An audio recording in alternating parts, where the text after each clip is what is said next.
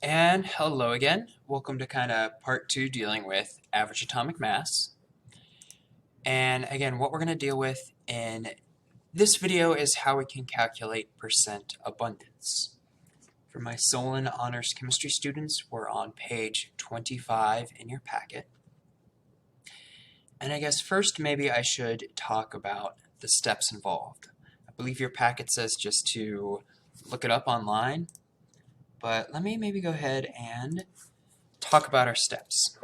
So when we're solving for the percent abundance, what we're solving for is that percent we have of each isotope. We're solving for two variables.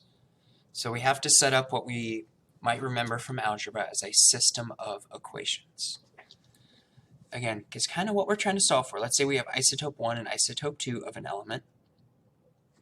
What we're trying to figure out is the percent of each.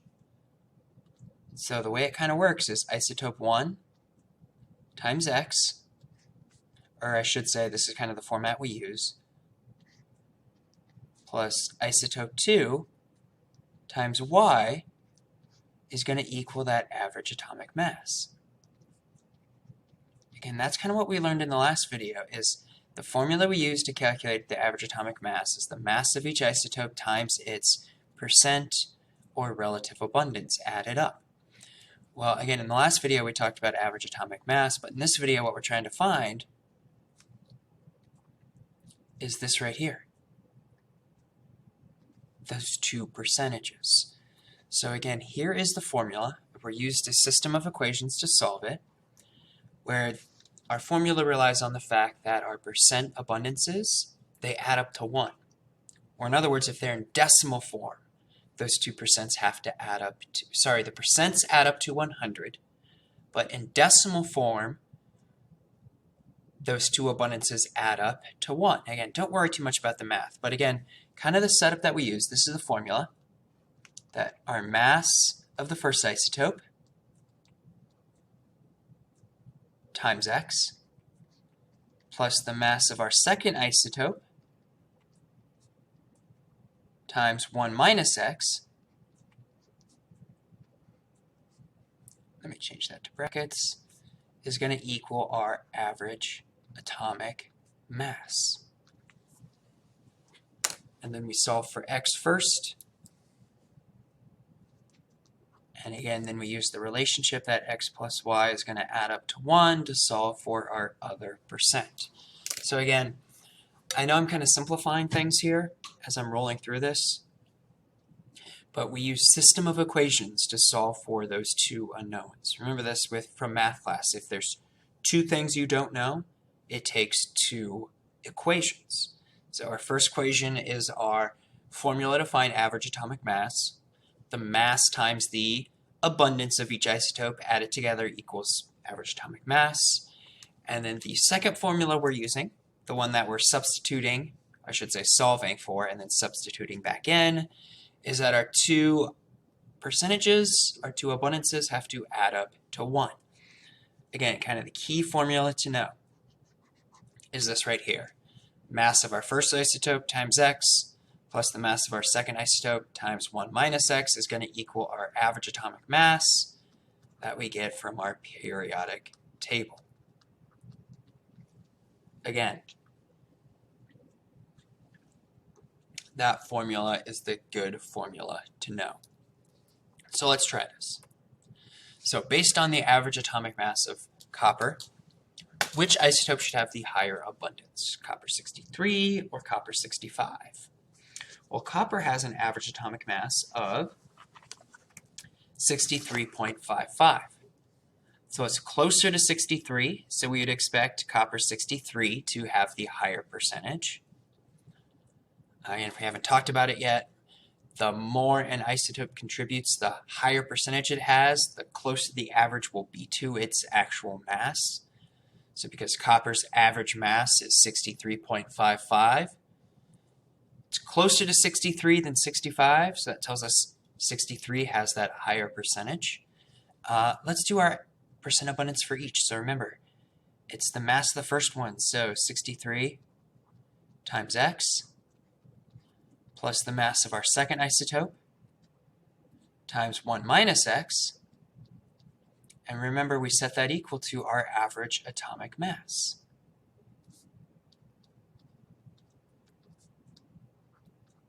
Okay, so let me go ahead and do some distributing and grouping. Well, I won't group like terms quite yet. One thing to watch for here, as we distribute that 65, don't forget that negative sign right there, so it becomes minus 65x. So again, I set up my formula. Mass of the first isotope times x plus the mass of my second isotope times 1 minus x. I set equal to the average mass. I'm going to multiply, now I'm going to group like terms. So let's see, I have minus 2x on this side. I'm going to subtract 65x. I'm going to subtract 65 from both sides. So 63.55 minus 65.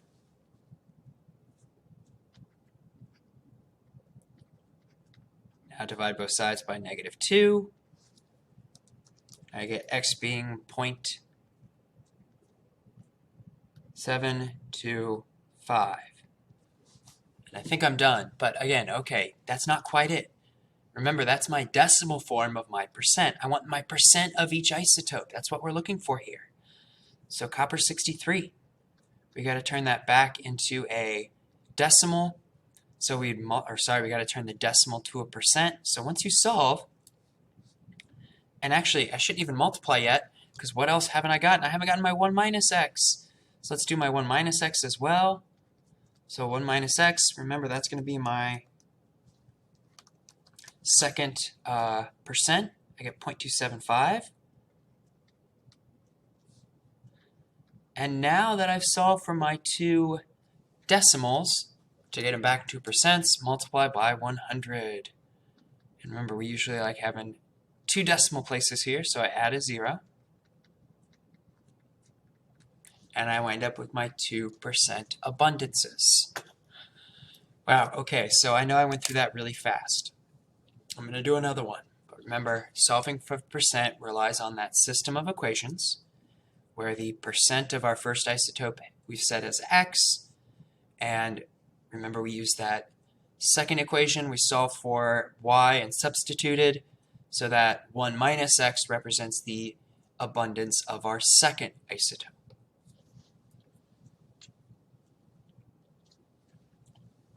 Then we solve for x and 1 minus x, and then multiply by 100 to get the percents. Let's try, I think, with page 26 with boron.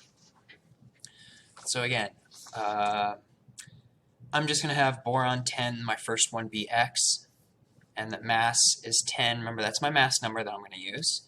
So remember, the mass of my first isotope times x plus the mass of the second isotope times 1 minus x.